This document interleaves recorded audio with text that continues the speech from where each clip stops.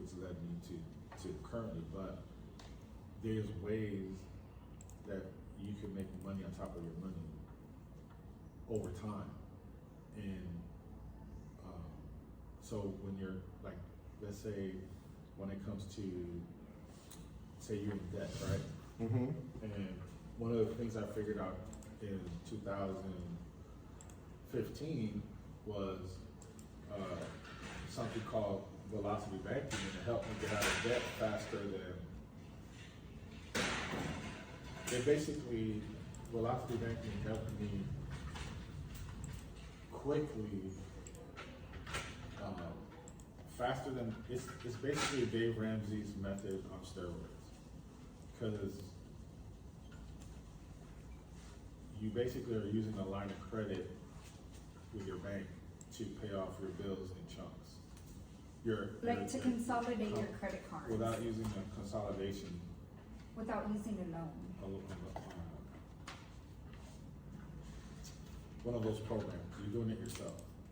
And by doing that, it allowed me to free up my income because the cost of the money of the bank was cheaper than the credit cards. And so I was able to pay off my car, my 4 credit cards. This is all before I met Jackie. And I realized the power of leverage at that time. That's when I realized leveraging the bank's money at a cheaper cost was more advantageous to than take, going with one of these companies and they jack up your credit. So explain to us, I remember when you were talking about the velocity, and I think the concept, I was still struggling to fully connect like where it started. But share the concept. The basic concept is you have a line of credit for $15,000 or $10,000, whatever you can get, right? And if your monthly bills are, just say $2,000 for simplification, and then on top of your monthly regular bills are $2,000, and if your credit, the people you owe is another $2,000, so now you have a total of $4,000 a month coming out every month. So the idea is to use a $10,000 line of credit, only 66% of it. I was just rounded up to 70, only use 70% of it. So you're taking 70% and you're dumping it into paying your $4,000, and then you have the extra, whatever the 70% is of 10,000, that's $7,000 you're using, so you have an extra that 3,000 gets dumped into the credits that you snowball your debt. And then your income goes right into your checking account and you're paying off the line of credit completely. So if you're making $10,000 a month, you're basically paying yourself back and then using that line of credit again next month. And like that, you're bringing down your balance every time. So what is, when you did that, so Velocity, is Velocity the name of the company? No, it's a method. So where do you get the line of credit? From Just any bank. your bank. And so what you're doing is, what you're really talking about is understanding the cost of money, and you're using it to your advantage. to your advantage. Right. So you gotta be very disciplined because you could easily Get out of control. Get right, because you you have have double the trouble. $15,000 of a line of credit at Right. 7%. Now you start using 10. Your bills gotta stay the way they were in order for you to pay off, do the Dave Ramsey on these other creditors. Right? So, And that's how I paid off my car. This is all before Jackie. Paid off my car, my credit cards. So I came into this debt. and then you met Jackie, and then the debt just kind of started going. Buying 4 houses. Exactly. Sounds like somebody I know. Balance. Not with houses, it's different. I did that to myself, but I kept saying before Jackie. I know, like you didn't have to. What was the reason? Well, make sure that I'm But responsible. seriously, we use that same, and when it started, we only had 5,000. Yeah. Because we used that to pay off my mom's car, Yeah. to finish paying off my car, to, neither one of us had like a lot of like debt going into marriage, but we were able to accelerate like helping my mom out Yeah. freeing that up so that she could retire, without having to like struggle on the fixed income that she was gonna be receiving until her retirement kicked in. So we were able, and then from there, we just, like you teach in the classes, we kept asking for increases. But actually, I actually did not start with a line of credit. I started with a Navy Federal credit card that was $25,000 that they gave me when I first got divorced. And by asking questions to YouTube back then in 2013, 14, and then so basically I was banking with Navy Federal. My money would go there straight up, pay the credit card, never got charged any interest on the credit card because I was paying it off for my whole check. Right. It would go into my check. I just move it right over to paying off the line of credit, and then I would, not the line of credit, the credit card, and then I would take an advance to pay off stuff. And then, but because I was paying it off before the due date, so I was getting paid twice a month, I never got charged interest. And that evolved to a line of credit later. So you know the one thing that I see with that process that probably is probably the biggest flaw I think with that process is it's a great process for helping you get out of debt, but it's not good at building the good habits. And what I mean is like specifically saving, right? The money that you're putting in, because your whole plan is it's aggressive and it's structured for getting out of. And so a lot of times the problems that people have with budget and finance is sticking to a plan, right? And so when I say I can do this, I can say, okay, now I'm out of debt. Now what? Now I got to start a new habit of saving, or but a lot of times when we set this goal, my whole energy, my whole focus is towards this. Now I achieve this goal and it's hard for me to realign or refocus on what the next thing is. Well, I think that's with everything. I think anytime you achieve a goal, if you don't have a system of goals in place, you'll fall into that rut. Well, what I'm saying in that scenario though, it still reinforces one of the things that we tend to have a problem with when it comes to saving in general, which is paying ourselves last instead of paying ourselves first. Because even in that, right, if I say, hey, my paycheck is going in here and all of it's going to, except I got to make a non-negotiable that I'm starting to build the saving habit. You could do that alongside, yeah, Right. for sure, 100%, yeah. It actually got to that point where I was paying my tithes and everything, so I was putting money to the side. But yeah, I could see how that creates you're not creating the habit of saving. Right. Yeah. And so a lot of people have that like I'll lock in, I say I'm gonna get out of debt. And then I get out of debt and then, What we do now. right. And so then it's like I just revert to my old savings and I'm like, okay, cool. Now I got out of debt, now I can go back to doing the things I'm doing, which the things that I'm doing were getting me into debt. Right. And you're right, that does happen. I noticed like, I noticed specifically with somebody that I sat down on the budget, like, on like a financial needs analysis this week. I feel like there's a disconnect from what probably somebody's saying, oh, I think I spend this amount, and we're not going through their bank account, Right. adding up the HEB, Right. groceries and stuff, but, so when they give us an estimate, I think that I think that, like, people in general, like, think that they're spending far less For than sure. what they actually For are. sure.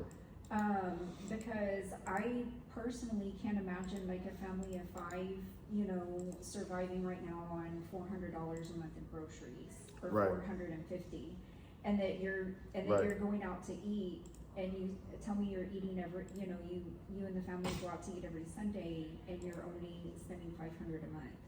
So, but when When you it have the shows, conversation, right. it's like, okay, you're, based on the numbers that we've put in, you have about $4,600 a month extra, Right. right? So is that sound accurate? And it's like. So why do you think it's so hard Or for, like beauty stuff. why do you think it's so hard for people to actually look at the numbers? Oh, you trying to go into deep conversations? You trying to go into deep conversations? Well, like how big to focus, like, and really look, either it's not important enough for them to do it, or, you know, they're busy, a lot of people are, running around, like, if they have kids and stuff like that. But to actually like sit down and take a highlighter, I think maybe a fear, like that they have to be honest. Or And just- like honest with themselves and say, okay, like, is this something that I'm really willing to give up for a short period of time to get me to my long-term goal? Or they don't have goals, period, so they're just, YOLO. Vision, and we all go to work so hard, and then we feel like we deserve something, and rightly so. But you can't have both. They both don't go together. If you don't have you can't have a vision, and then realistically convince yourself that you deserve something. Like it might be true that you deserve a vacation, you deserve Right. this, but that's the hard part, because I'm 50 years old. I've struggled with that. You know, my brother, my family, people I know, everybody struggles with that, because we just know how to grind, go to work 9 to 5, and we like, the weekend comes, we're like, we want this, we deserve this. It's just like anything else. Like, you work out hard all week, and you're like, I want a burger this weekend, you know? And you're A like, lot of people are just living for the weekend. right, so Right. it's You a know, hard reality that most people, especially, and I'm guilty of this too, everything I'm saying, because when I had kids in my house, the excuse is, I'm doing this for my kids. Right. I'm doing this for my kids. Right. I'm doing it, and that leads you to years of lost compounding interest in certain things. Not that I know different, but it's really you're losing out on your wealth, because there's a lot of things you don't really have to do. And you can mitigate that by structuring and having some sort of balance with how you wanna, but who's gonna tell a person, don't do this for your child? That's, like,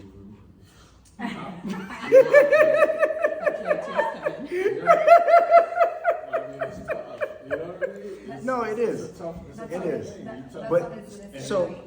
But growing up, when we grew up, try telling, a mom, a single mom, especially a single mom, not to do something for their kid. You crazy. So, might get but you shot. know what I hear a lot of times with that? The reality is, in a lot of those situations, they're not really doing it for the kid. No, it's for them. Right. Yes. It's 100%. because I want to prove that I'm better than my parents. I want to do better. I want to get the things that I didn't get. And a lot of times I'm doing those things to make me feel like, Yes. but that comes from within, right? If I do the work there, that's the place. And then it allows me to be able to comfortably say, hey, we are grinding. Hey, we are doing whatever. And because I can give my kids a lot more if I can talk them through the experience. Right. But the thing is that we're not growing up with someone telling us this. Right. So we're just repeating the cycle at a higher level. I think along with that, just even because most people don't follow their finances too closely, like you even think about things, it's like, well, I used to be able to do this, and not considering how expensive things have gotten Right. all the way around. Childcare, Right. all the elements are more expensive, but it's like, we always did this thing, so why do I have to stop Deny doing this myself thing now. Yeah. You know, so it feels like you're getting older, but it's getting worse, Yeah. if you haven't been paying attention. I mean, Yeah. usually it is, because it just compounds the bad also. Yeah. But it's like, So it feels even harder. All those things that you're saying, I feel like it like multiplies because it's like life in general is more expensive and your check isn't going as far as it was before anyways. Yep, 100%. I think that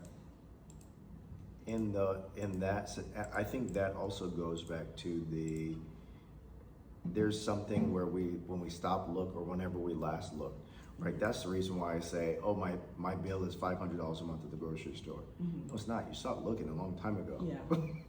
I was like, okay.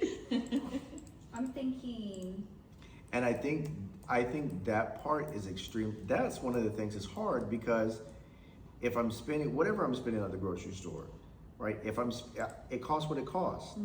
Right? If I'm not buying steaks all the time or shrimp and lobster and all those other things, I'm buying what I feel like what I need.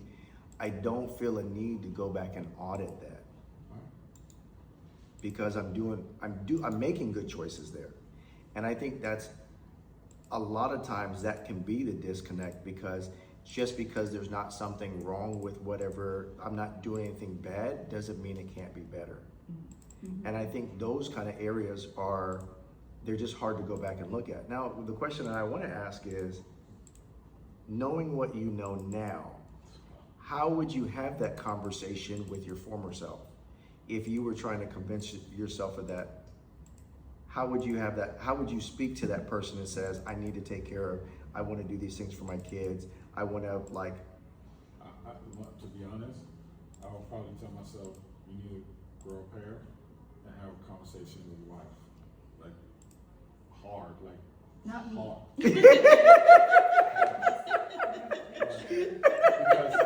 I'm gonna put that out there. And I say it from this perspective, right? When I say that, what I'm really trying to say is this.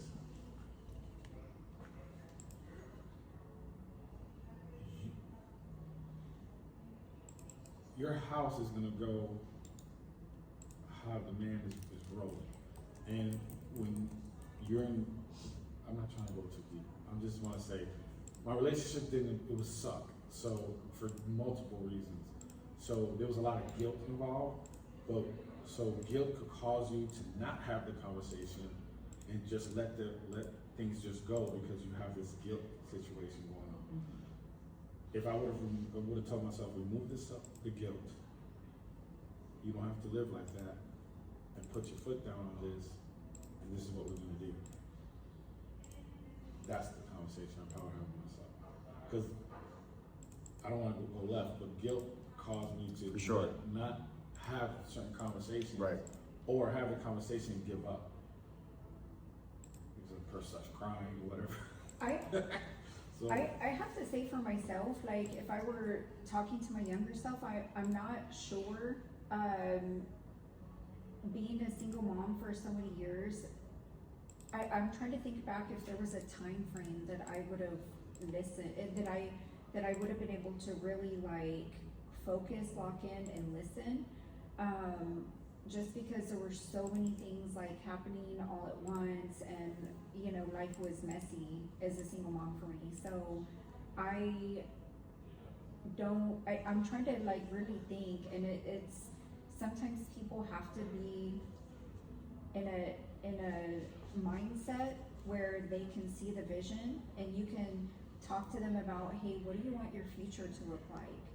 When do you want to retire? Like, let me show you there's a way, right? Because sometimes people might be able to verbalize, well, you know, I want to be a millionaire and retire when I'm 45. You know, we all do. But not everybody can like put into detail with accurate, you know, steps Right. what they're gonna do and how they're gonna get there. should really be the thought of being a millionaire didn't even cross my mind. Nobody that I knew growing up, Right. nobody talked about real estate, money. So that's one of the things I'm gonna go there. Anybody else able to, what conversation would you have with your older version of yourself?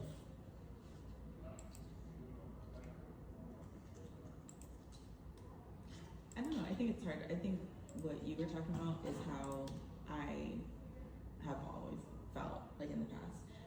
I never really, anytime I looked at my finances, even though I would want it to be better, I never really thought I was being irresponsible with anything. And so I probably ate out too much, of course. Or I'm sure I probably went on a trip or something I should have done. But like there's few and far between, like especially I was never like huge purchases or anything like that. So it never felt like I was doing anything crazy to where it's like you need to buckle down and you know. And so like I feel like even though I thought I was trying to be responsible, I never really fully saw the picture clearly to like actually cut things, because I always felt like, well, this isn't that big of a deal. I don't do that much. It's okay to do X, Y, and Z, you know? So I don't know. I feel like I have a hard time. I don't know that I would have heard it because I never really felt like I was doing something wrong. Right. What about you, Ashley? I agree with that. Like, growing up, I saw more than I probably should have. So I grew up, like, having to be responsible. So I felt like I was always being responsible. Me and Joseph, we never lived in an apartment. Like, we lived with our parents because it made sense, and then Right. we bought a house because that made sense. Right. You know? But I think I would have told myself that I am in control. I don't need to settle for what the world is giving me.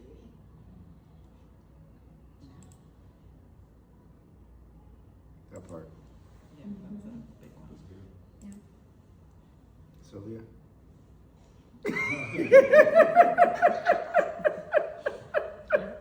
She's just here so she doesn't get fined. I don't know. I don't think I don't really know, to be honest. What would I have told my younger self? Yes. Get a husband a lot faster. I'm just kidding. Get Get a husband a lot faster. faster. No, I'm just playing.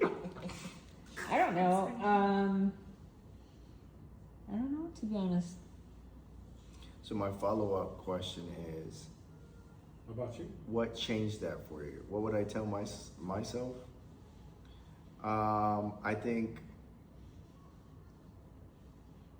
for sure,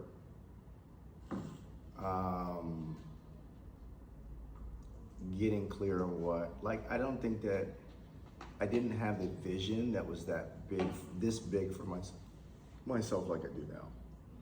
So at that point, I think I probably also would have been in the same space. I didn't do anything that I felt like was terribly crazy. I don't think that I was at a place. I think it would have been extremely hard to talk to me and convince me of something. I have See, I think the rest. that would have been me too. It would have been extremely hard to convince me. There's a second part to that, but before I go there, I want to ask, what changed that? What do you think actually changed that outlook, perspective? Like, why were you able to make the pivot? Grown Huh? up. Because you're grown up. Well, there's a lot of You're grown-ups that still older. haven't made the That's pivot. true, but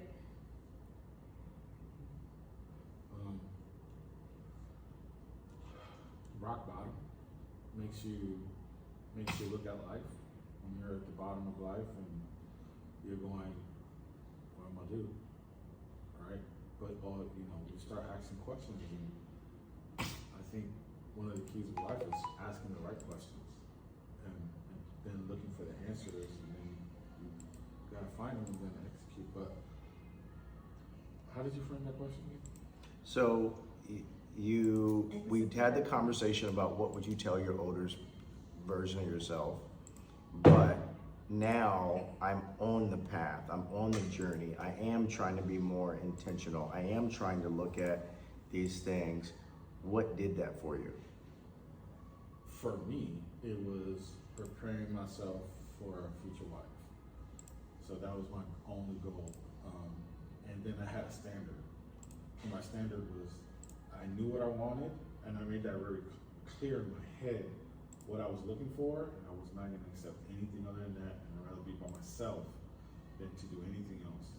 And I was okay with that. So that's where I was headed, and that's why I wanted to get out of debt. I want to be prepared for when I get to this point, to this person, that everything, we could grow something. I didn't know what it was going to be, but I did know that I had things that I wanted to do, but I couldn't think about those other higher level things until I realized I wanted to be in a space where I could receive something. So for me, it was that. Everybody's different, but that's what really kick-started it. I think for me, and it was prior to us getting married too, it just like expedited like our goals and vision and stuff, but for me, I felt a huge burden to take care of my parents because I'm the only one here, and I'm like the only one here with sense. So, you know, just being honest. But, so I started to see like my parents, you know, getting older, health declining, and so I felt like this huge burden that I don't have it all together. I need to get it together because how am I gonna be able to help them if I'm not even helping myself? And so I started like really looking at the amount of money I was making compared to, you know, what I had saved, and, you know, like what my 401k looked like and stuff like that. And also, you know, being in a different environment at Whataburger compared to McDonald's, like people were talking about investments at Whataburger. People were talking about those things where like I had never really heard too many people. Like, you know, once I made the switch to work at Whataburger, I thought about it and I was like, man, you know, I worked with a lot of people, like even supervisors that were all about like, they would brag about partying, you know, and how much money they spent, you know, over the weekend and things like that. So it was a difference in environment too that got me thinking differently.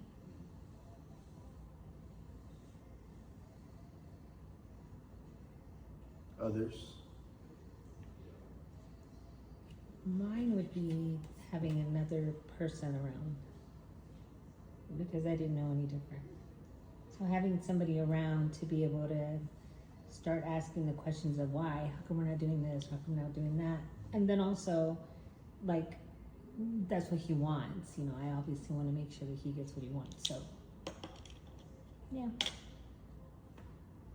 And for me, I think it was just being older. Because when I was younger, it was, I had no business doing it. So being older and like wanting better for the kids, and then Charlie coming around, so that was a lot of it.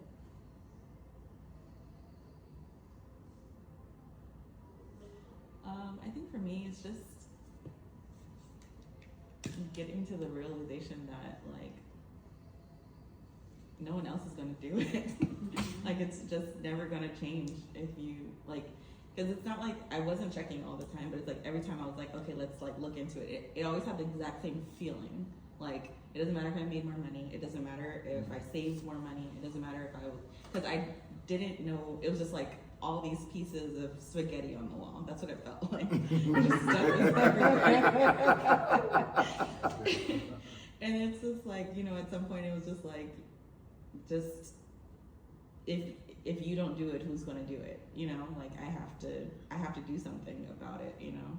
And yes, that's probably the main thing. And I think a lot what Ashley said too is like, you know, realizing that you have control over your life, and you're not just like going with the flow or going with what you know you think you're supposed to do, or the right quote unquote right decisions and stuff like that. It's just like you can decide to do something different. You can just change.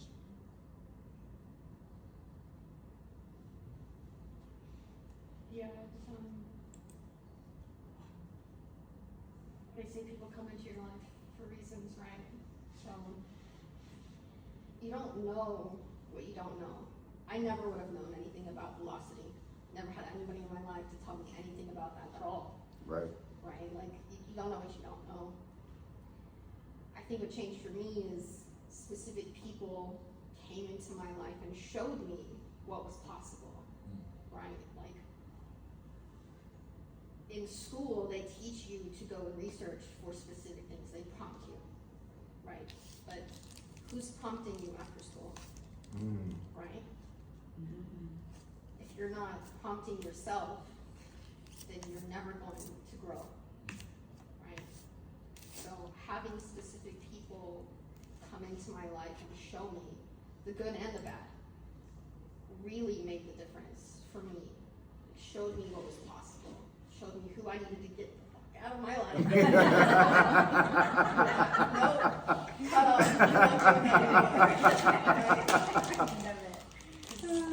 People have a way of really getting to you, like, things got really, really dark, right? And I have people in my life that helps get away from that, right? I'm very fortunate to have certain people in my life to show me what's possible, to be there to support me, right?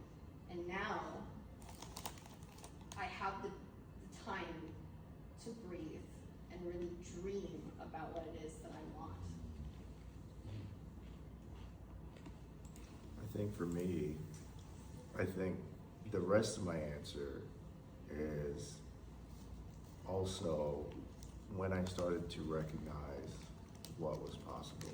When I started to have a little bit more clarity as far as vision, but then when I got into other rooms and I started to see things, and it wasn't necessarily that people were inviting me into it, but when I saw, hey, these things are possible, right? I think exposure, you know, when I was at McDonald's, the extent of my vision was being a McDonald's owner-operator, because I saw this black guy who had a whole bunch of stores, and he was the wealthiest person I knew, and that was the only thing that I saw for getting to that level, right? And like, hey, this guy can do it. And like, I think I was probably a lot more disappointed that I didn't feel like the door was open for like, hey, a path to show you how to do some of the things, right? How to get there, how to, you know, get to this level. I think that the environment was very like,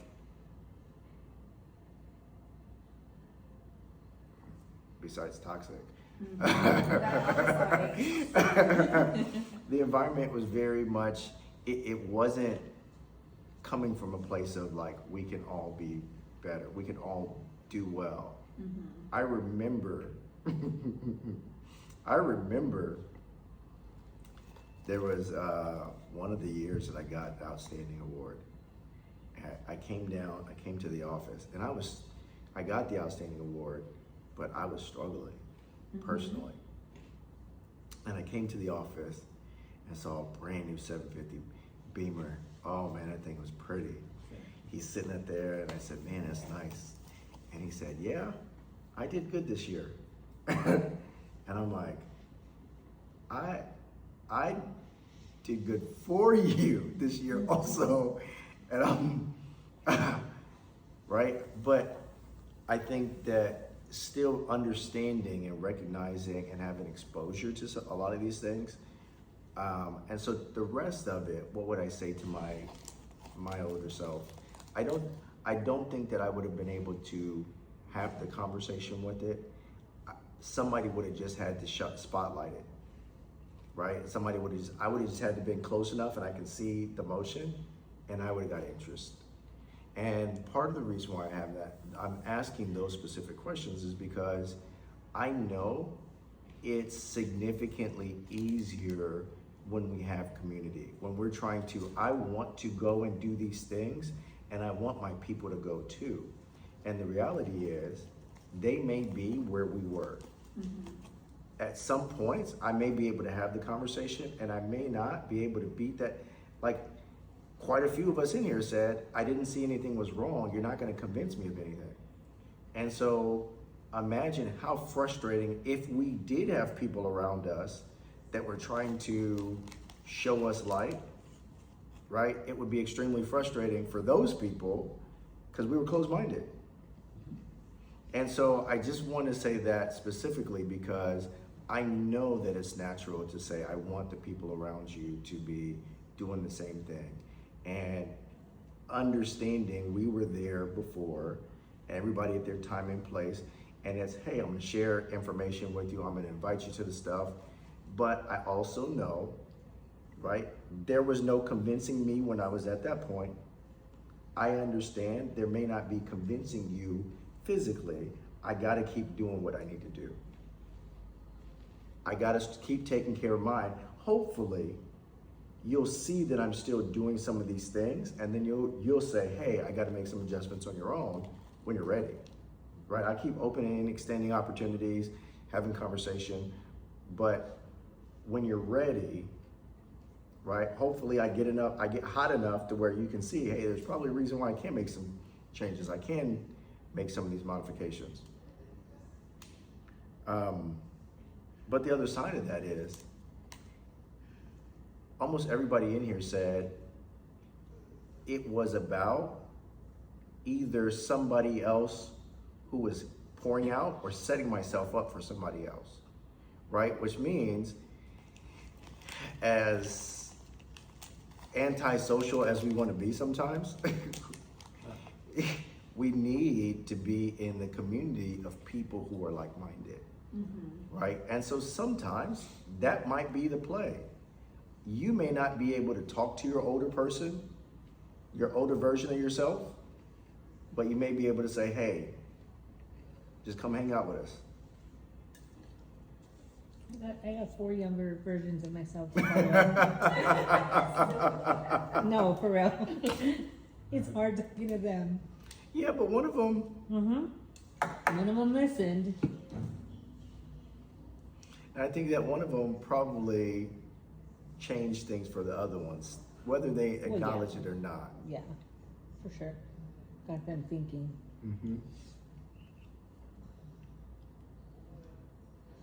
So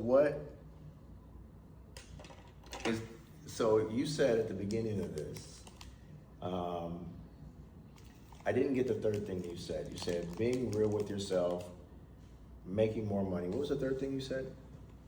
I don't know if you remember. I said vision and. Was it vision? Vision and then being, real with yourself. Yeah. So I think that the vision piece is significant, right? Because in your scenario, you're talking about the vision that I have for my life. I have to do some of these things because, right? Saving, budgeting, doing these things just for the heck of it does not feel gratifying in the least bit. But being able to say I have it on, it's connected to my vision, makes it significantly easier, simpler, not necessarily easier, right? But I can see, but then even from my vision, right? I get clear in the vision, but then if I'm having actionable items, because a lot of times with staying on the course, we shift the goal, we shift the metric on ourselves, right? And say, I want to pay off this debt. My goal this year is to get rid of debt.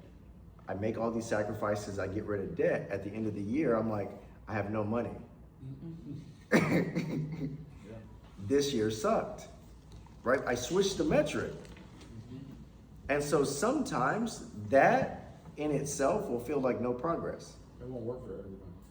But being able to be clear and say, hey, right, that's what the vision board is important, because I can go back and look and say, hey, these things were on my list. I didn't think that I was making progress, but I can actually measure my actual progress because I'm only grading myself here, but here were some of the other metrics that I should have been grading myself on, right? I can actually see that this is working towards it. Now I can even tighten up the goal more. I think when it comes to making more money, I think being real with yourself is hard. I think that making more money is hard because the way that we think. If I have, like, it's so interesting to me now that I used to flex that I work 100 hours a week. And that sounds awful to me now. Right, but in my level of thinking where I was at right there, that was how I got more money. I didn't even look and see how much actual money I got more, right? Because they took out the taxes and the extra taxes because I'm in these different things. I don't know if I actually even got more money.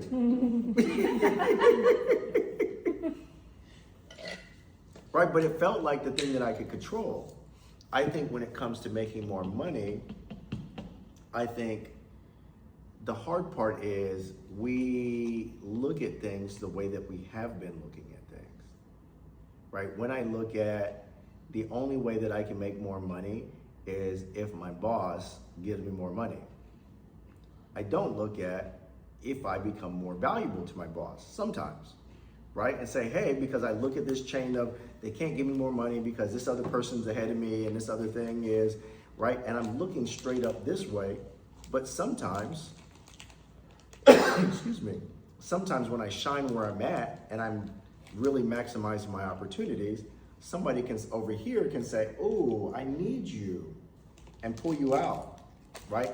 And shift the trajectory completely, right? Even when it comes to having conversations about non-traditional money.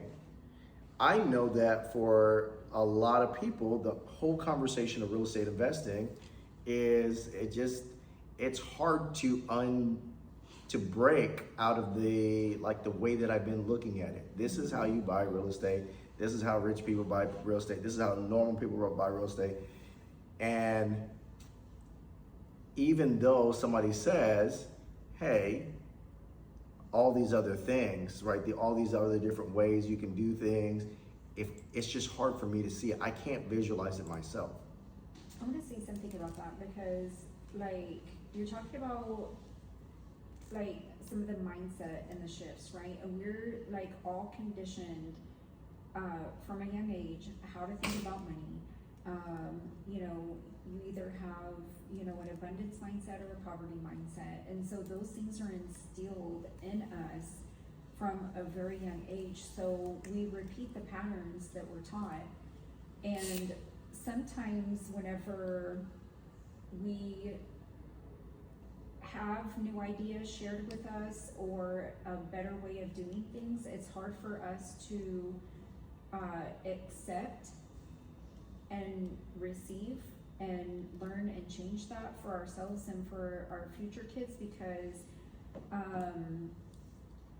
it's almost feeling like you're committed to your parents. Most Right. people are, right? For sure. And you're like, well,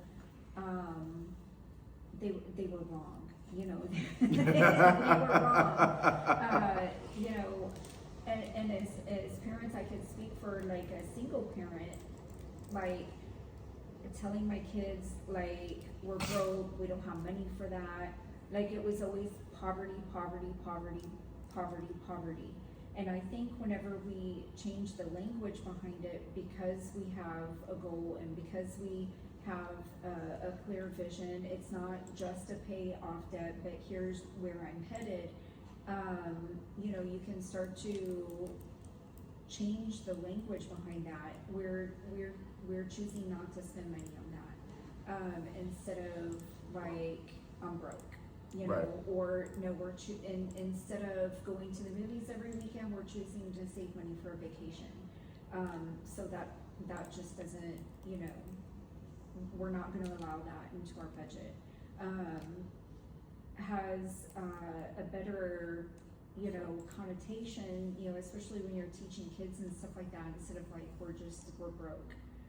Well, I think it also So it's a lot of mindset. for sure. I think also one of the things that I've learned is you can get a lot of information about how somebody's thinking from the language that they use. And a lot of people get frustrated because I'm particular about language, but also when I hear certain things, like I can get a lot of information from a stranger in a short period of time because the way that you're using this language shows your mindset, right? And so then even opening up, we talked in that other class about what we recognize, right? When I say the Chevy Trailblazer or whatever vehicle that was the thing that we were talking about, when I'm open to receiving information and I say, instead of, because even at the simplest level, right?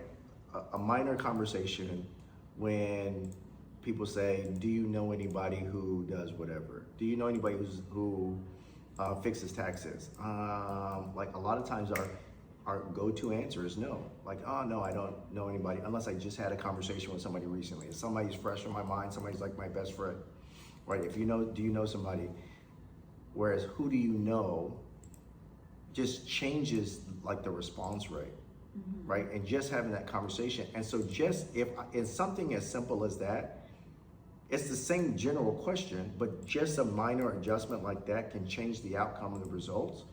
Then just imagine like how I speak about the things that I'm doing or what I can do, right? Instead of saying, I can't, how can I?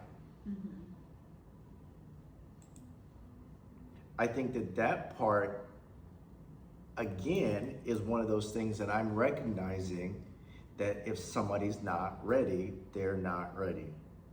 I can beat it, I can say it like until they're, and then they just may not be ready, right? You can't just automatically go from here to here.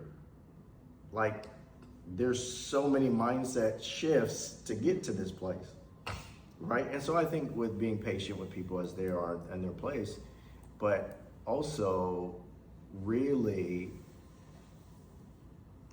recognizing that as I'm trying to do some of these things, right, other people, and again, I've been trying to be intentional about helping create community and a lot of this, but recognizing, I know sometimes it's hard to reach out to other people, because I don't want to bother anybody, but also the other side of it, I may be actually of service, right? I may be helping somebody else with perspective or conversation or some of those things, because we know a lot of people are still not ready. A lot of people in my circle that I want to help are not ready.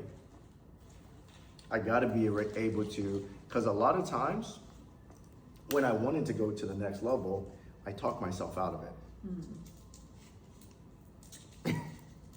Every time. Because the truth is growth is uncomfortable. Right. And so a lot of times whenever we're looking at like taking the next step or going to the next level, it means that there's something either that we have to leave behind or something that we have to sacrifice. And The leaving behind is hard. and we talk about this all the time about we're in a season where we've decided like we just cannot share with our family our vision and our goals because none of them get it. Right. And it's like things like stop and smell the roses, God, you work all the time. Like I'm not into that. I'm not into that. I say you're not into money. He's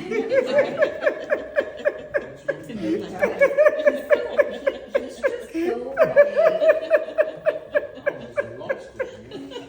So what you mean you're not into it? I wanted to choke him. So we've decided that, as far, when it comes to our family, we love our family and we don't, it's not necessarily that we're leaving them behind, but there is a separation, and when we do spend time with them, we understand that we have to, they're just family. Like we want to keep the connection and relationship, but we hope that they see and start asking questions. So I'm gonna take that to the next level, and I'm gonna go back to my scenario with Ned, right? If Ned was only doing 1 or 2 stores, do you think that he would have impressed me the same way? And so the reality is also, oh, not Ned, the owner of the McDonald's. Are you talking about Ned's dad?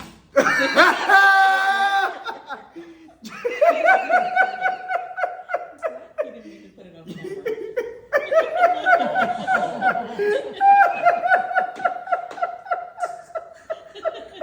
You're not a Facebook Live, it's not So the reality is, right, some of those people, if we really want to help them, then maybe it's our duty to get massive success, Shows right? that it can be Because done. when I get there, then it's easier to change a lot more, right? I can get you to understand a little bit more. Now you can say, oh, that thing that you were trying to tell me about. Oh, yeah. We actually felt that right there this last week. We actually got some specific questions after the trip. Mm. And we looked at each other and we're like, oh, that's what it's gonna take? I'm not going on these trips for them though. like, we're going for us, This but costs- if this that's what costs it. money.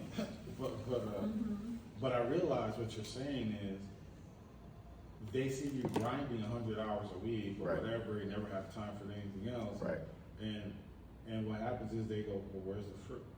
right, If that's what it's gonna take, you look like you're still in the same space. right, One little trip that they don't know that's been paid for over time, right, but we were able to pay for it. right. All of a sudden, it's like, hey, what y'all doing? What are you doing? You know, how? Even one of my other brothers had the audacity to ask me, well, how much are you making?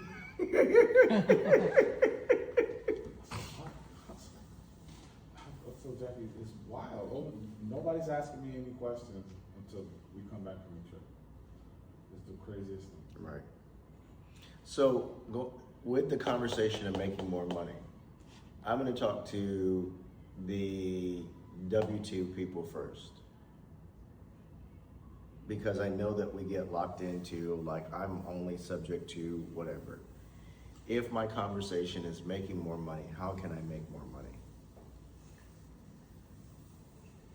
You're not talking to me, right? No. Okay. Because technically I'm. Yeah, no. Okay. I think the first thought is always like what you were saying, 4 hours. So like, oh, maybe I'll pick up a part-time job, or maybe I'll do something, and then it's just like, because that's what I did, years ago when I was in my 20s, and that's what you do. You just keep stacking on jobs Yep. until you have what you need. Yeah. But it's like, I think that's very difficult, because it's like, I understand that the time is more valuable and can be used elsewhere, but I just don't always know what to do with the time. But I don't want to lose it by getting a part-time job, so that I end up with the same money. I like that. You need a whole circle. Yes, that's my problem.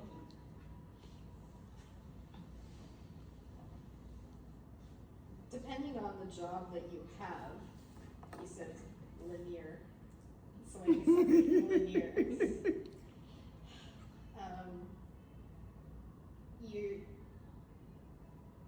They train you up to say, do this job.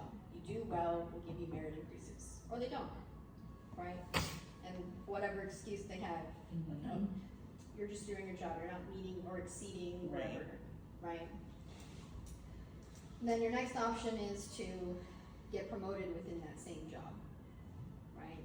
You go to school, you get training for a particular set of skills, and now you feel like this is all I'm good at, this is all I'm qualified for, right, is this job. So my only option is to stay in the company and try to move up, but the only place to move up is my boss, who is still in his 30s and not planning on dying anytime, right? And So it's I'm stuck. And the people above him are in their 40s or 50s, and they're not planning on retiring, and the people above them are probably retiring soon, but they have their friends that they're already lining up for those jobs. And there's no growth. real opportunities for growth. So your only option is to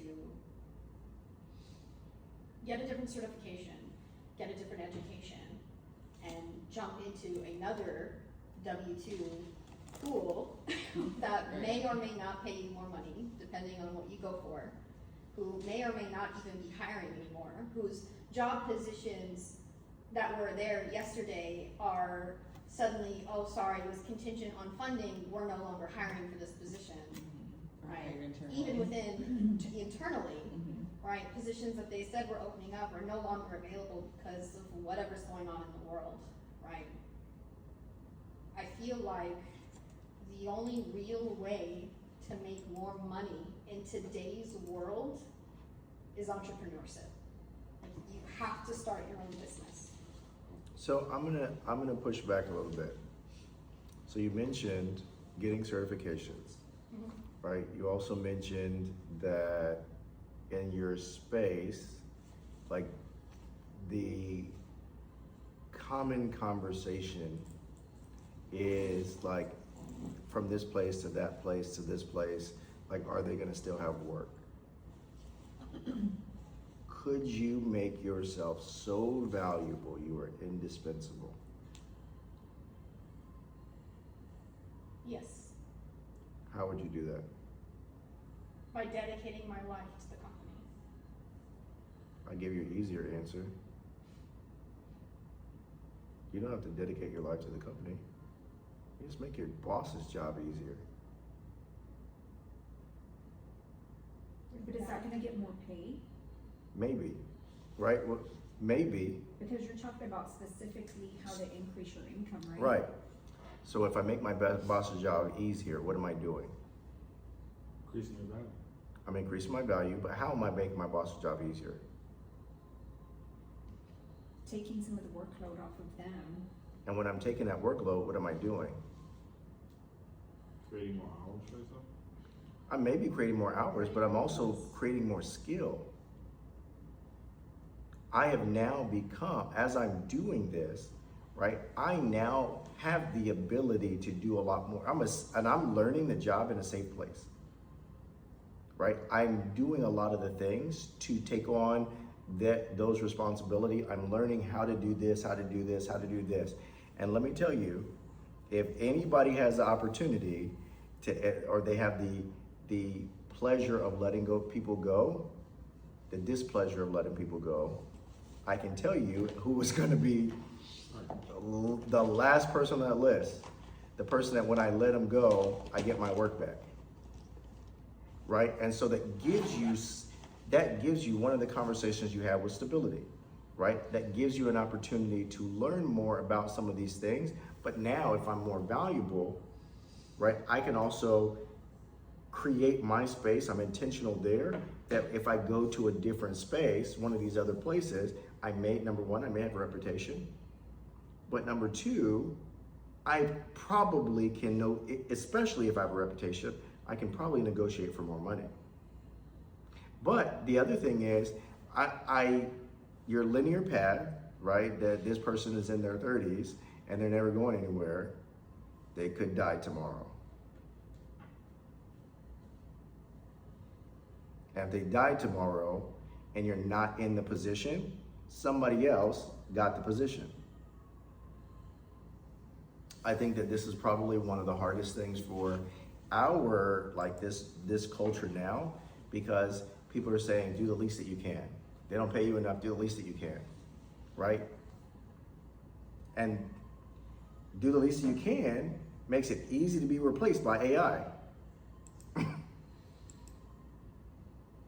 I think, I don't know, I guess sometimes it's hard, especially when you're in it, because it does seem as though, I guess it depends on what company you're in, but people, I feel like businesses aren't run the way that they used to be. For sure. And so there's a lot of that element of like, you know, making your boss look good and doing the things for them that it's never presented by them that there's somebody supporting them. Now it's more so like, I'm doing such a great job, look at me. And so there's never so for example, I work, my boss will tell me that I'm the most efficient and the most independent worker. I'm also the only remote worker on my team, very small team. The other two are in the office. I cannot tell that they work. I don't know what's happening over there. It seems like the bosses do all their work, quite honestly. I don't know what they do. But even with that, because I'm remote, because of the way that most senior leaders kind of present information or present the team, I think a lot of it looks like this is what I do, not this is what the team did, this is my person. Even on reviews and stuff, got a great review, company's like, oh, we're not doing bonuses this year. Okay, seems like a waste of my last year. I mean, I know that it's not, but then also like, it's harder to move, it's harder to, because it all depends on how they see your position. For sure. And what they want to do with it. And so it's like, there's a lot of extra like red tape and everything like that. So it's like, even when you're doing all the things, it's like, it just might not be here. And so it's like, you feel, it's easy to feel stuck, or like this place doesn't value the contribution that you do. So I can definitely understand and appreciate that, right? When I was a store manager at McDonald's, I was one of the lowest paid of the senior role that I was in. I was one of the lowest paid. And I took the responsibility. I always, with the exception of when I worked for my first supervisor, I made it, like, I tried to do like more than what was required of me. Now, when I was working, there was the second store that I ran, the supervisor, she was new. She was new to the role of supervisor. And so I took the responsibility. I knew that, like, I joke about training your boss like it's a skill, but that's really a skill. Like, you can actually train your boss, right? And so in that situation, the role that I took, I knew that she wanted to be the best. I knew that she was a good person. I knew that a lot of the stuff. And so, like, I would challenge her. Like, there's a lot of things that I would go, I'd be proactive, I'd protect, I see some of the things she's looking to do and I'm trying to help her.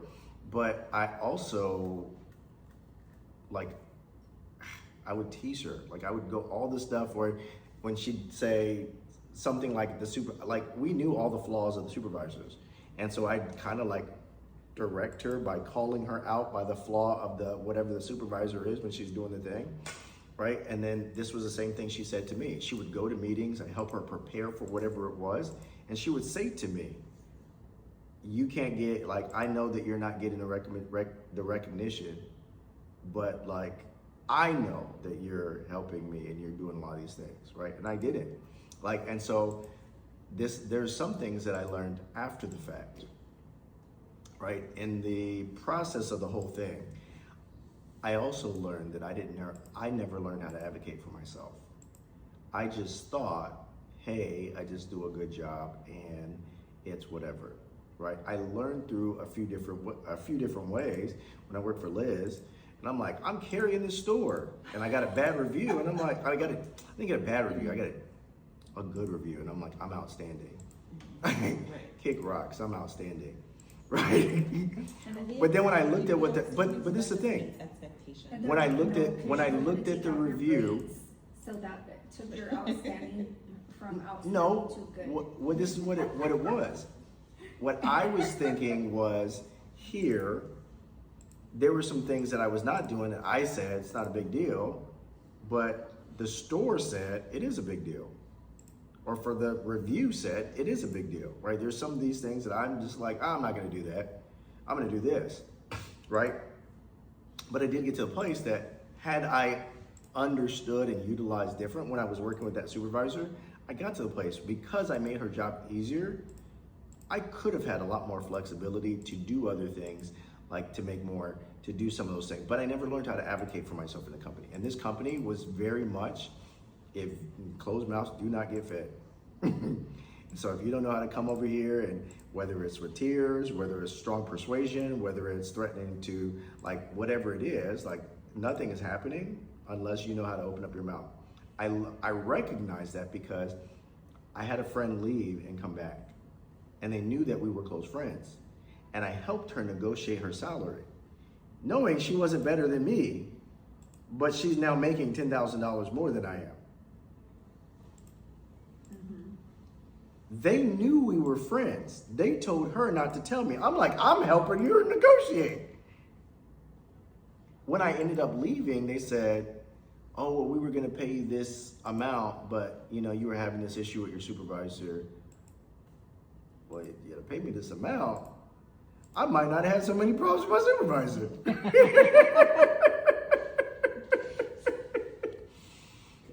But this is the thing. It didn't pan out there, right? A lot of the stuff that I took on, it didn't. It gave me a lot of confidence. It gave me a lot of the stuff that I learned. I didn't realize how much of that stuff translated. A lot of that stuff was necessary for me to pick up, but it translated. Don't none of them do what I'm doing.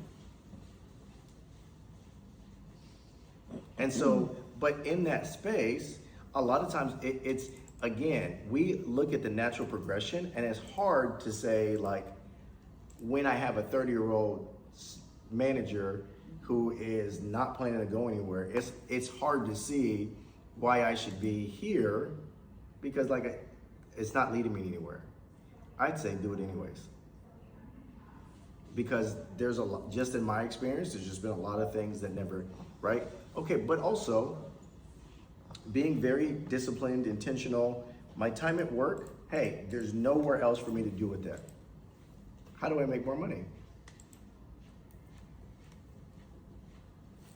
Can I touch on what we're talking about real quick? Yes. I hear what you're saying, and that makes sense. And we are in a time right now that people are doing the least at work because they can get away with it, and then they're not valuable enough to be, when they get fired, when things get cut, Right. they're the first ones to go. I think we and I had that conversation. But I think I want to touch a little bit on what Ashley was saying, because I think she's coming from a perspective, and we all understand this. Once that entrepreneur light bulb goes off, there's no going back. There's turning no, it on. you don't, I'm not speaking for you, but I know that once that thing is turned on, you're seeing the linear road, and you're going, that's too much, that's doing the most. I'm not committing 10 years to I'm this. 30, I don't know how old you are, but if I'm, Right. when you're young, you take a lot of stuff and you just do what the bosses tell you, and Right. you're like, keep feeding us, like what I used to tell Jackie. You're running a multi-million-dollar business and you're not getting paid like $1 million. But it's hard for people to leave because of the benefits, the Right. vacation time, and So, but I think the biggest thing is, like, for me, I didn't care about all that stuff. I didn't feel like my skills were transferable. I'm a great McDonald's store manager, but then what? yeah, but you're young, so you're thinking, your thoughts also were linear probably at that time. Right.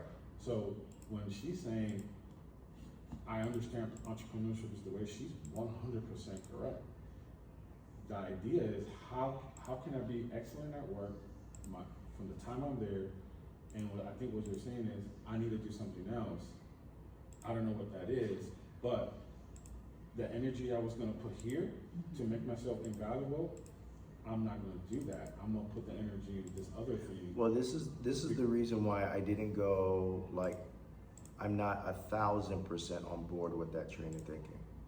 Because not everybody, like for some people, I have a little homie that is locked into the entrepreneurial idea, Yeah, but what I'm saying. but in he's this not, you know what I mean? There's Yeah, some of yeah. those components that you have to, Right. and so even when you open up that door, it's still, some of the fundamentals still apply, right? Because being the best version of I am here transfers to whatever the other things that I'm doing over here. Right, And I think with that, and so I just say not everybody. right, that's what I'm saying, like in this group, what she's trying to imply is that she is in that space. She does Right. have the skills to be the entrepreneur, she does have the skills to do something else, and so you wanna feed that, you know, and. So that's where my question is. I've taken care of everything at my job. I've maximized, I'm doing the best, I'm a great employee, all the stuff. I work in there 40 hours a week. I can't get overtime, I'm there. How do I make more money? Spend less, save more, and talk to people while I'm there. Just, yeah. So what I'm talking about is, yes, we're talking about, I'm having the conversation, you know that I'm all about trying to get the real estate, right? But if that's not something that's practical, I want to have real conversations that if this is the thing, right? What is the thing that helps me get to the next level? If it's not real estate, what is it? It is real estate eventually, but if it's not real estate in the short term, like what I'm trying to do is break the threshold of I can't do more than where I'm at right now. So if I'm here, I'm working all of that, I'm maximizing all the opportunities of my job. I'm not sure if the real estate thing or whatever like that, how do I make more money? I'm making myself more valuable. I'm already, like me personally, okay, let's take my personal experience, right? I already go into work every day trying to make sure that I am being the best team member on my team. I don't have it in writing, on paper, in pay, but I have made myself my boss's right hand, the lead. I've taken all of the experience I had from McDonald's as a manager and I'm applying that to my current job. Even though I'm not technically a manager, I'm using that to my advantage to make sure the team is taken care of. While my boss goes and takes care of the super VIPs, I'm taking care of the team. I'm making myself more valuable to my company.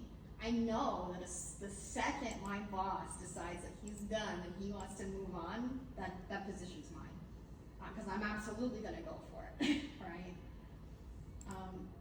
I've already had one instance where, you know, an opportunity was presented to me and this other company offered me a higher paying job.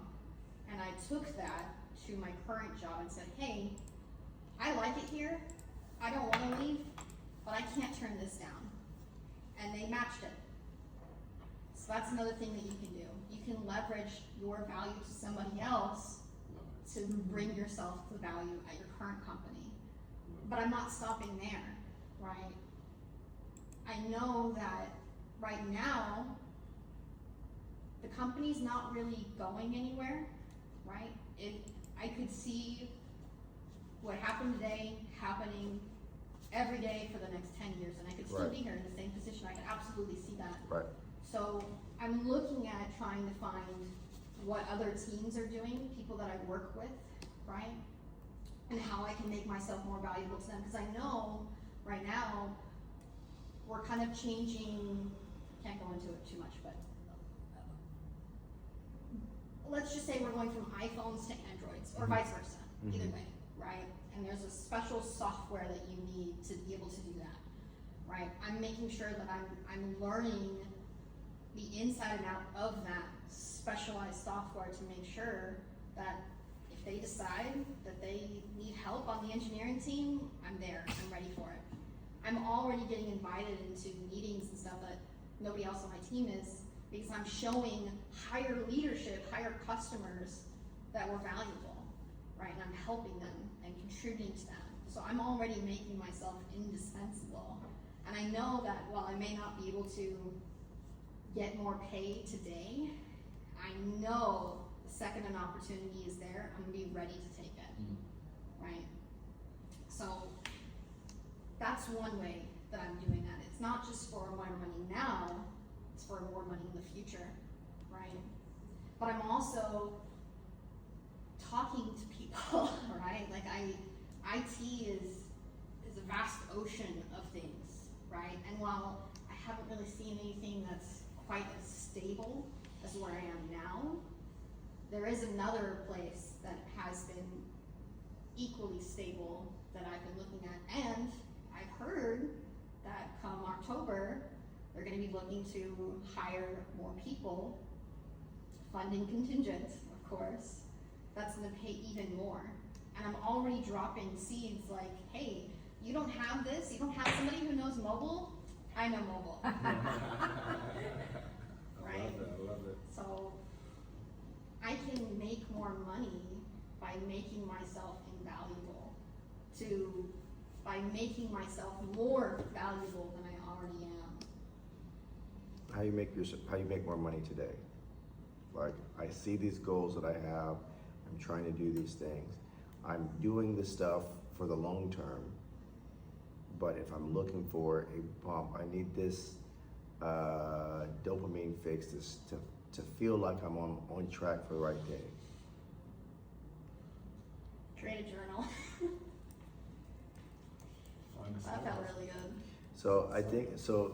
I think getting clear, right, figuring out something that I really enjoy, something that I like, something that I'm good at, like it can be something that I'm naturally good at. It could be aligned with purpose. It could be something that I just, what I just enjoy, whatever.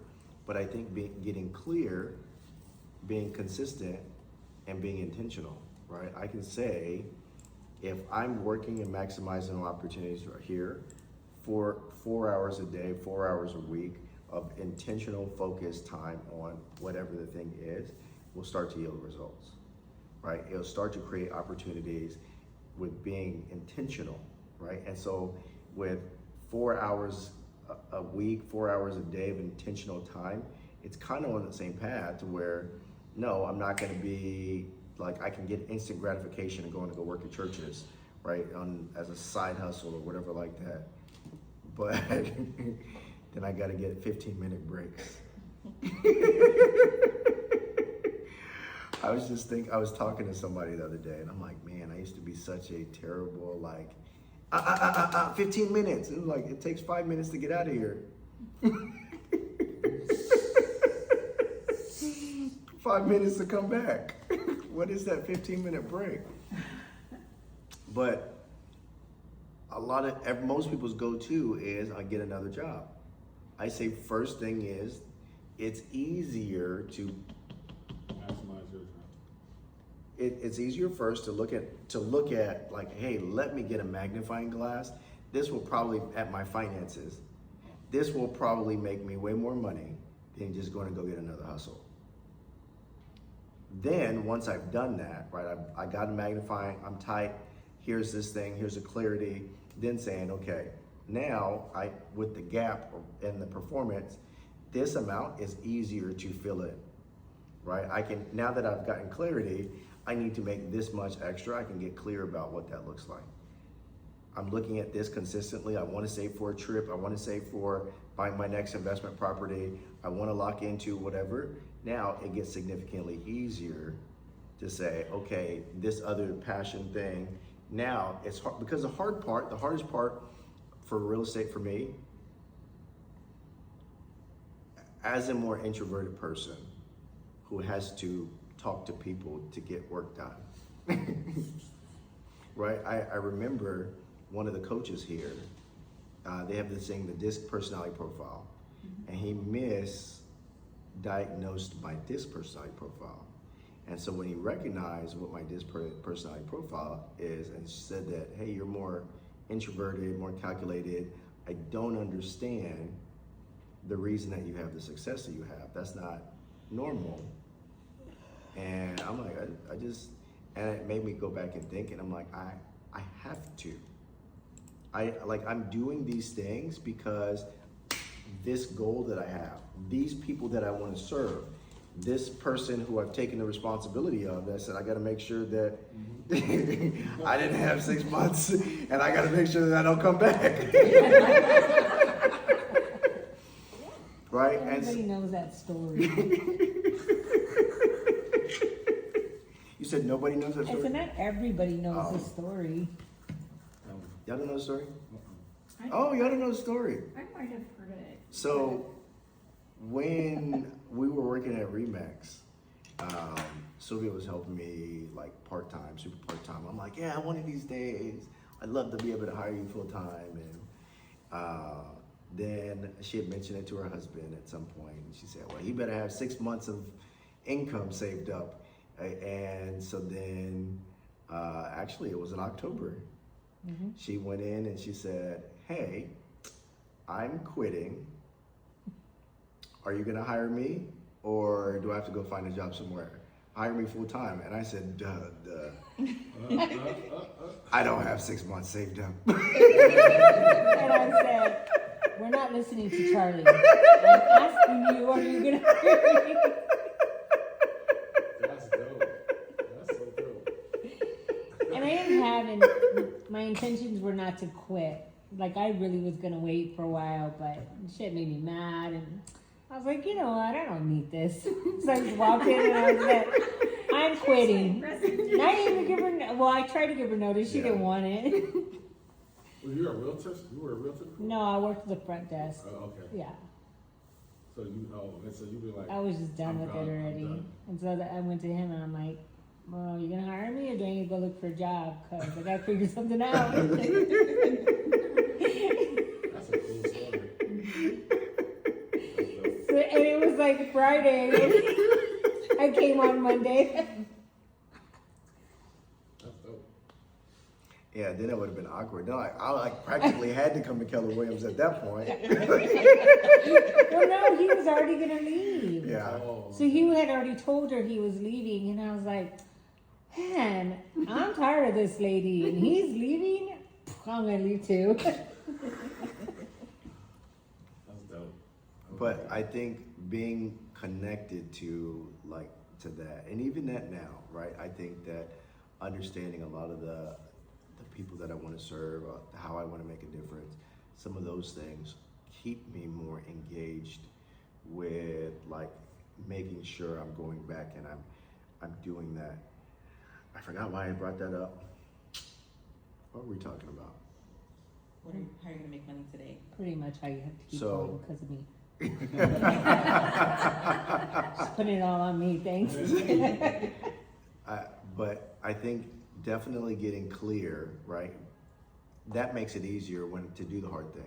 Sometimes, like, you have to do hard things, and when you have it connected to something, it's easier to do the hard things. I think I texted most of you guys on The book. No, I'm talking about the homework for the millionaires class. The talk to 30 people. Oh yeah, I'm curious about that. I was a little confused when I was like, what So are we doing?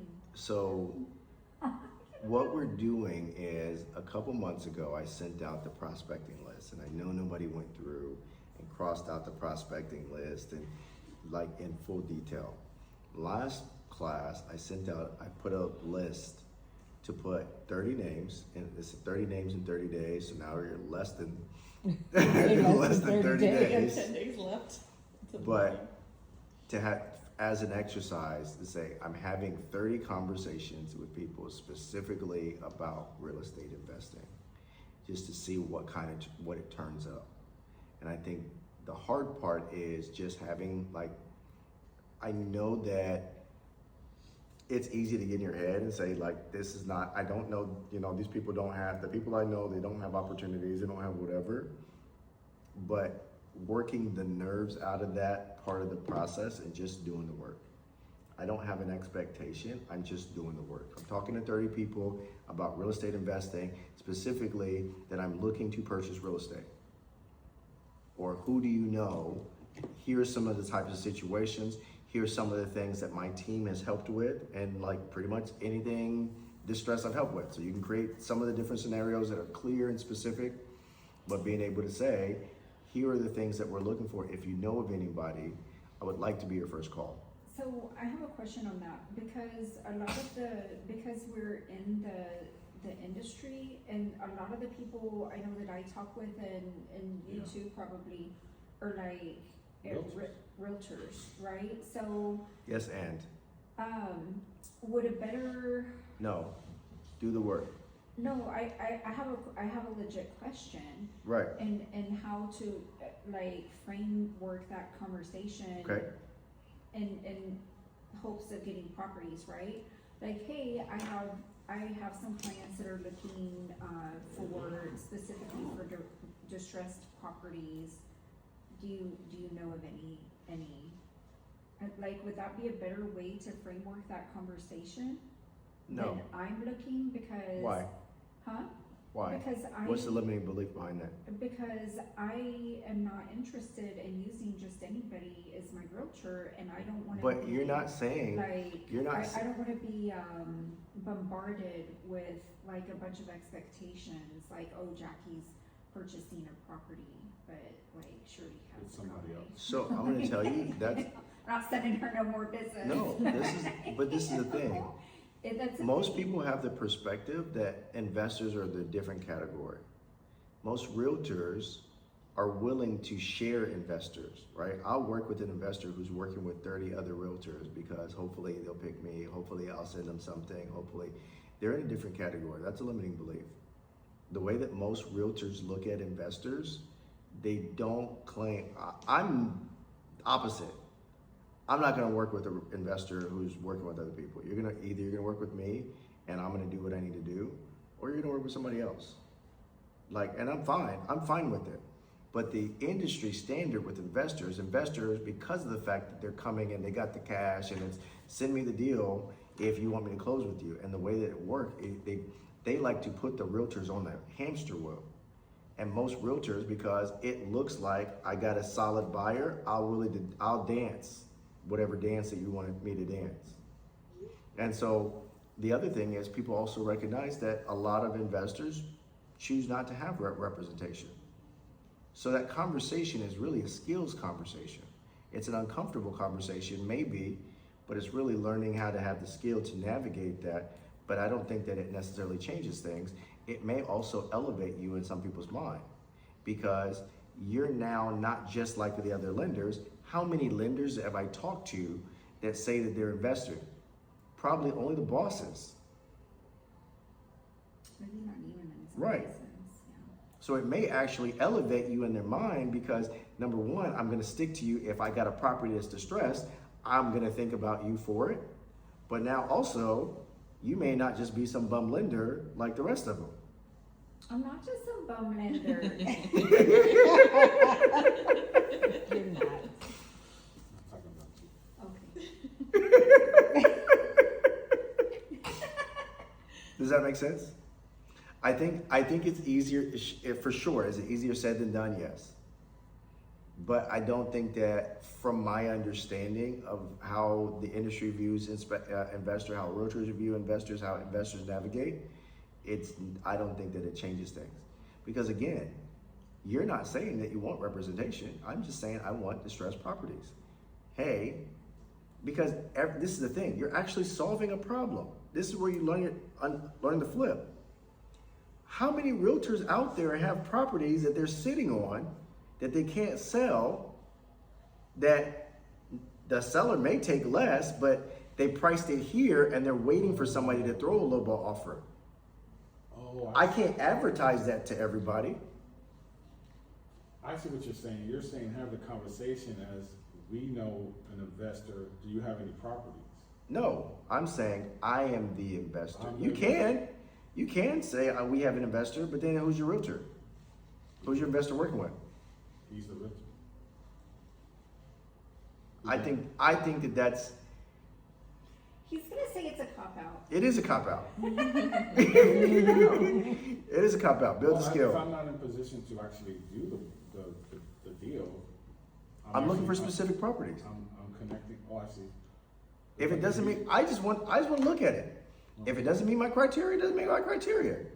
Also, if someone sends you a property that you're not interested in. Right. Hey, I sent you guys I know, I actually meant to look at, I looked at it real quick. I opened it up and I'm like, that house is 200,000? And I was in the middle of something. I actually meant to go back and look at What that. about the one I sent you in your They area? took it off the market. I tried to schedule to go see it and we couldn't get in and they took it off. It's not on the market now. Oh, it's off deal, off market? I actually meant to reach out to the agent to figure out what happened, but it's withdrawn from the market right now. I can work with my, because they send us, listings of, agents that, like, there's like in-house working on like this project for, they send us listings specifically of, Sure, do that too, but I want you to talk to 30 people and say, I am looking to buy real estate. Okay. Send me what you got. I am looking for distressed situations. I'm looking for these, because this is the thing, right? I think that you guys also underestimate how small of a percentage it is of realtors that really understand the higher level and specifically investing. I have talked to some of the people that I've talked to this week, and these are realtors that are doing business, that are sending me opportunities. This is the thing. I'm a realtor. Our realtor send me a deal. I have an appointment on Friday. Well, it's because they're not in position. Or No. They are in position. She's in position. Okay. She doesn't understand investing. Oh. So she doesn't, like, everybody thinks you guys have a better understanding of the mechanics of investing, but a lot of people don't understand all that. And so anything with some hair on it means investor. So she said, because you're in that investing space, I want to send you the listing to go do whatever you want with it and just take a referral fee.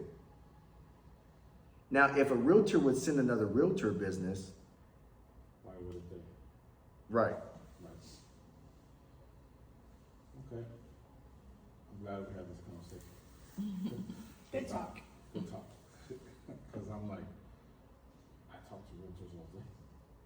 but also, But I'm like, in my mind, it was like limited because I'm going, if I start telling them I want to invest, it's me, my personal, they're going to get like, oh, I got a property for you. And right away, it becomes, well, I'm not going to use you. And then that creates a problem for my business. so I rather come from the angle of, hey, I know a realtor that's looking to buy houses. Do you know any distressed houses? And just pass that on to you that way, because I know it's a cop out, but that's the position I'm in. Because I have to be very careful. we're talking about right here I go. We're talking about somebody who has a wait list for his bookings.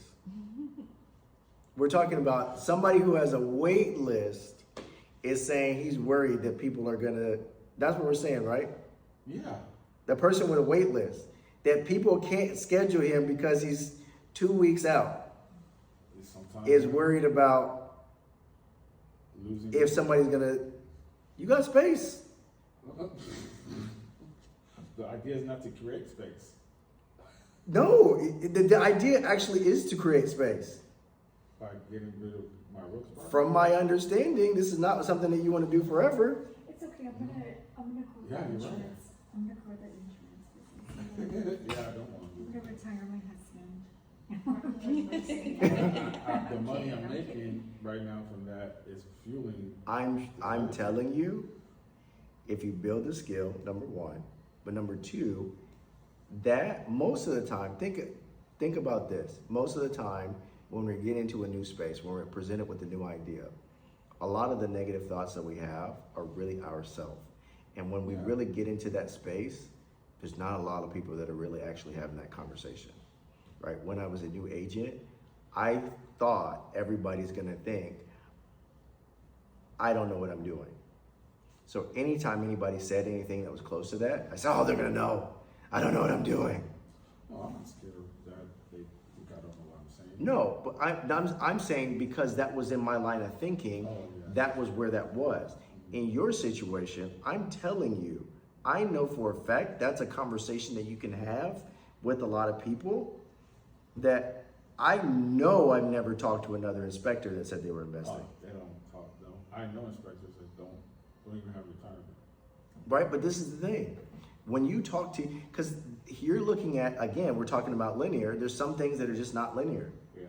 When I talk to somebody, right, how many places have you been as an inspector and they say, well, this is an inspector? Right? For whatever reason in people's mind, as an investor, you're elevated. Oh, you're actually buying properties? Now you're more fascinating. Now you're more intriguing. Now I'm more interested in you. And so those people are not going to, again, maybe I'm not offended. If I actually have anything worth anything, I'm not offended if you're not working with it. But also, if the deal makes enough sense, you can get paid. Yeah, for sure. Because Yeah. again, they're getting it paid. If I got a deal, I'm getting paid when I'm selling it. You're also still solving that problem. Right. You're right. I hate saying that you're right. Sylvia doesn't do it. Well, you're right? Because he's not. Makes sense. Because you can't give him too much. No, you're right, because That's It it, is a Ralph. little Once bit. is okay. She's like, gonna have to pop his head. He's like, you remember that time when Ralph said I was right 5 times? okay, I'll limit them. That's Yeah. all you're getting for this month. No. Say good point. Good So does point. anybody- Oh, okay, good point. So Felicia, do you have any challenges? What are your challenges with having those conversations? I mean, my main challenge is that I don't see that many people in a given week because I am in my home all the time.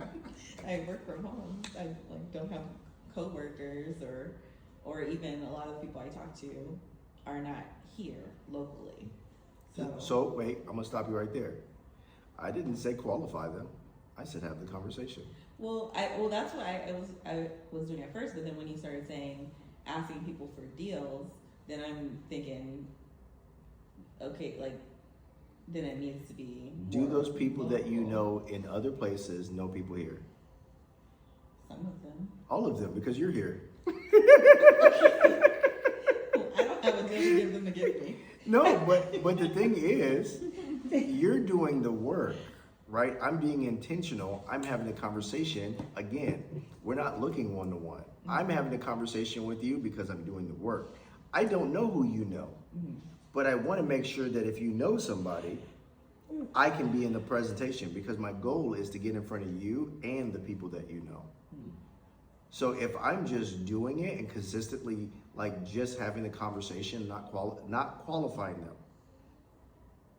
I'm just doing the work. Sometimes, let me give you a great example. Ashley gave me her friend. She said, I know you guys like challenges. Not you That guys. was what I'm talking about. It's not you guys. And she gave me a friend that did he work with somebody else before? Did he try to talk to another realtor?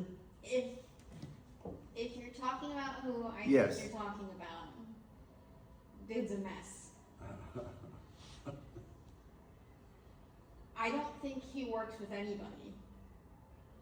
I think he thought he knew more than anybody and took it upon himself to do whatever he did. One of those guys. You're talking about the property on the southwest side, right? No. What are you talking about? I'm talking about 9. Oh. Not Nidal. I thought you were talking about the other guy that I sent you when you said problems. Oh, yeah, no. Like, No. But, oh, so, that was so long ago. yes, but do you know if he had talked to somebody else? I don't know why I got the impression, did he talk to anybody before that situation? No, I don't think so. Oh, so this situation, he's selling a house, it's like in a weird situation because it was too unfinished for the market, but it was not a low enough deal that an investor would typically want it, right? So it was like, it definitely took getting, like if we just put it on the market like that, it would have been frustrated. And so I said, hey, you know, if you guys can put a little bit of money into it, I believe I can make you guys some money. And it was that type of situation. A lot of people would not have, they would have looked at it and said, no, like that's just, you're not gonna sell it. It's just like a weird situation. Because when I asked him, he said, no, I don't want to put any money into it. I just want to get out of it. Like, I just want to be done. I got a kid on the way. Like, I just want to be, you know, saving the money is what's important to me that I'm paying on the mortgage. And I said, man, like, I really feel like, so I'm actually physically out there helping. And I mentioned again to the mom, and I said, hey, you know, if you guys can just put a little bit of money into this, I really think I can put some money in your pocket. And she said, okay. And she said, well, she listened, and then they made a plan and they did it. And so we were able to put some money in the pocket. That household, it was $140,000. And then the house that they were buying was multiple times over that. She said, while we're in the process of the conversation, she said, hey, I want to, I've been looking at trying to figure out how to buy this house, but you know, I hadn't really gone through, and I'm like, oh, well, I can help you with that. And so then we're in the process, and so we're getting that, and they say, they want to sell their house? We want to buy their house, but we got to sell our house. Like, okay. And so then while we're in the process of that, the in-law says, or the parents say, they want to sell their house? Well, we'll buy their house, but we want to sell our house. There's a whole chain of things. Even in the process, while that house was being built, they said, hey, I think they thought I was a lot more successful than I was at the time. They're like, I know you probably got buyers at this point, at this price point. So we just want to tell you, like, somebody fell out on this deal over here. And so if you're interested, like, maybe you can bring it for one of your other buyers. Well, I actually was able to say, hey, I have somebody, we sold their house, we put them in a house, stationary, like it was like wait a year, and then, but I think we can get them, so we ended up getting them to the builder to buy them out of their lease. We negotiated like crazy off the price that they had. They got a great deal.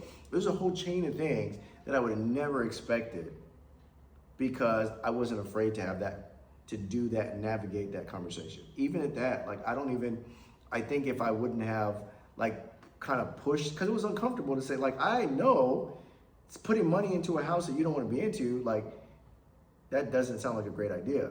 I just want to get out of it, right? And I was kind of persistent, like, hey, I really feel like you can make some money if we just put a little bit of money and do some things in here. But that chain of events that kind of was connected to that, I never would have guessed. I never would have been able to predict that, right? I just did the work. And so sometimes when it comes to these things, you don't know, like that's why I say just do the work, because again, if I'm looking at this, I'm just looking at this thing. Sometimes these things just connect together in a weird way that like I would have never expected, but I just got to do the work. And that's the reason why I'm saying, hey, because two things. Number one, when you get comfortable and you have these 30 conversations, you realize it's really not that hard, right? And you realize, hey, I can actually integrate this into a lot of stuff that I'm doing, right? When I go to the gas station, when I go out to eat, when I go into whatever, the reps are gonna build the skills. I'm gonna be better and more effective like all the things that I have in my head while I'm sitting here waiting, I can work those things out. I can have this, oh, that didn't work. But like now I can start to get those things. And like, I can actually realize it's really not that bad. And again, this is something that doesn't actually require additional energy, right? But then also, you could actually get some results, right? I went to and this is the thing, I went to the house that I'm living in right now. I went to a golf tournament and I'm having a conversation with somebody on the golf course. And I'm just talking about real estate and whatever. Later on that day, he texts me and says, hey, can my dad give you a call? Sure. Dad calls me and says, hey, I've got this house that is distressed. He said, I'm in 2 different places. I'm paying for a household here. My family's there. I'm in a different state. This is just too much for me. My son told me that you were an investor and you buy houses. I bought a house that was mostly move-in ready in an area that is a great area. I got to customize it the way I wanted to and still have a ton of equity in it.